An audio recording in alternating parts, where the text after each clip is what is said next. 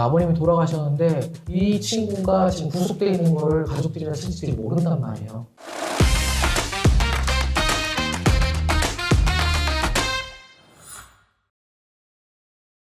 안녕하십니까, 이용건 변호사입니다. 안녕하세요. 법률사무님께 김민수 변호사입니다. 오늘 말씀드릴 것은 조금 생소하신 주제예요, 일반인들한테는. 근데 저희 사무실에서 가끔 종종 있는 일이기 때문에 한번 다뤄보고자 합니다. 이미 형을 살고 계신 분들의 이야기입니다.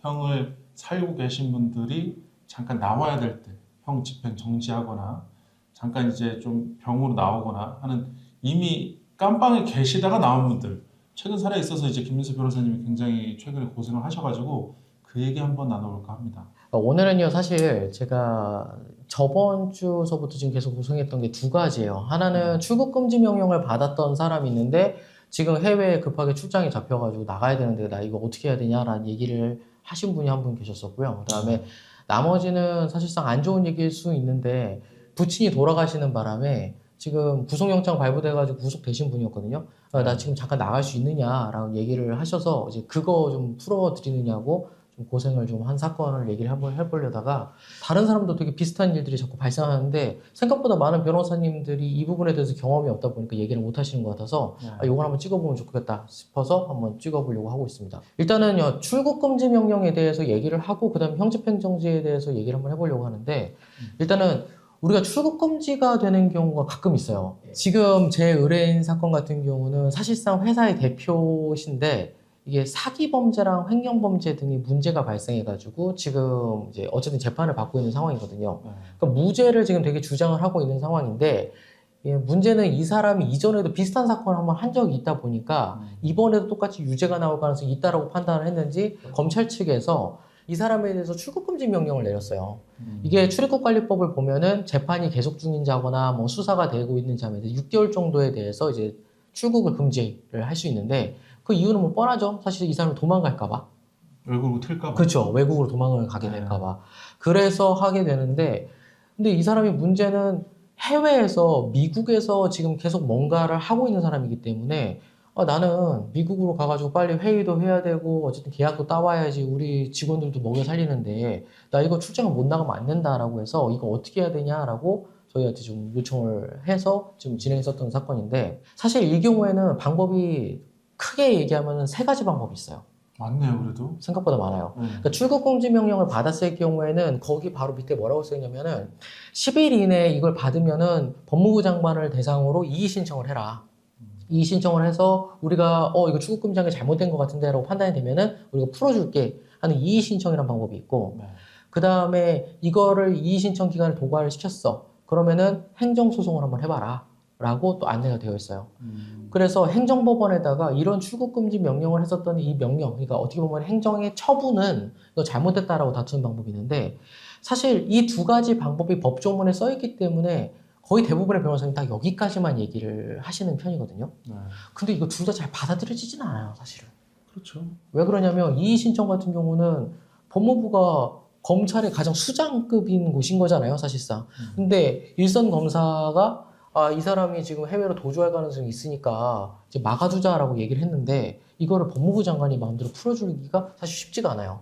그냥 일선 검사 얘기 들어보고 너 이거 왜 했어? 근데 타당한 것 같아. 뭐 적당히 타당한 것 같아. 그러면 보통 기각을 시켜버리니까. 그래서 이의 신청은 쉽게 받아들여지지 않고 행정소송 같은 경우는 생각보다 받아들여지기는 하고 이거는 해볼만 해요. 근데 문제는 뭐냐면 이게 내가 출장을 가야 될 그 시기 전까지 재판 결과가 안 나오는 경우가 많아요. 그게 가장 큰 문제예요. 행정소송이 진짜 빨리 해야 되는데도 불구하고 물론 집행정지 신청해가지고 좀 더 빨리 땡길 수 있는 방법들은 있지만 그렇다 하더라도 좀 어려운 경우들이 좀 생기는 게 행정소송의 가장 큰 문제이기도 하고 사실 행정법원 경험해보시지 않았으면 잘 모를 텐데 행정법원은 거의 민사법원하고 형사법원을 아득히 넘어서는 조금 이제 고압적인 재판부가 행정법원이기 때문에 사실 여기서 뭔가 이긴다? 뭐 이런 것도 사실 쉽지는 않아서 진짜 다툼에 있어서 정말 신중하게 해야 되고 정말 세게 해야 되는 부분들이 좀 생겨요. 근데 현실적으로 가장 제일 잘 받아들이는 게 뭐냐면 여행 허가 신청이라는 게 있어요. 사실 이게 명의 여행 허가 신청은 아니에요. 근데 이런 식으로도 신청서를 제출하기 때문에 지금 내가 갖고 있는 재판부에 여행 허가 신청이라는 명목의 의견서를 하나 제출을 하고요. 그 신청이 허가가 되면요. 잠시 한 일주일, 뭐 30일, 20일 뭐 이런 식으로 정리를 해가지고 재판부가 도주 우려가 크지 않아? 이 사람의 재범 우려도 그렇게 크지 않아? 이 판단이 들었을 때는 잠시간 출국 금지가 돼 있다 하더라도 여행을 허가해주는 허가증을 하나 이렇게 도장을 찍어서 줍니다. 네. 그러면은 저도 그 뒤에는 사실상 실무적인 얘기여가지고 명확하게 좀 잘은 기억이 나지 않는데 이걸 가지고 이제 공항이라든지 아니면은 이제 출입국 쪽에다 얘기를 하게 되면은 그 허가증을 보고 이 사람들이 그 단기적으로 그 출국 금지를 해제를 시켜주거든요.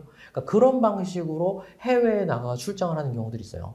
그러니까 정말 범죄자가 너무 심각한 게 맞는 것 같아라는 판단이 들면은 내보내면 안 되지 그거는. 그런 경우에는 잘 안 해주는데 다툴 만한 여지가 충분히 있는 것 같아. 이 사람이 재범에 대한 위험성도 없는 것 같아.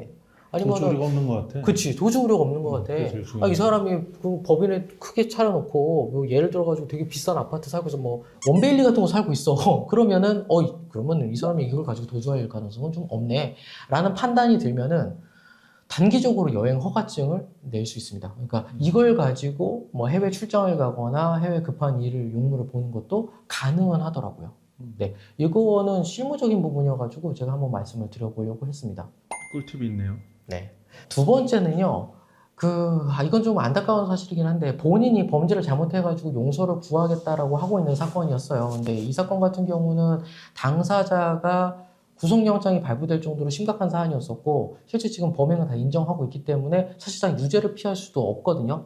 그런데 얼마 전에 갑자기 아버님께서 돌아가시는 문제가 발생을 했고, 아버님이 돌아가셨는데, 지금 가족들이나 친지들이 다 모일 건데, 이 친구가 지금 구속돼 있는 거를 가족들이나 친지들이 모른단 말이에요. 그래서 이제 어머니께서 어쨌든 장주가 있어야 되는데 좀 도움이 필요하다라고 그래서 저희한테 이 사건만 의뢰하신 분이었었어요.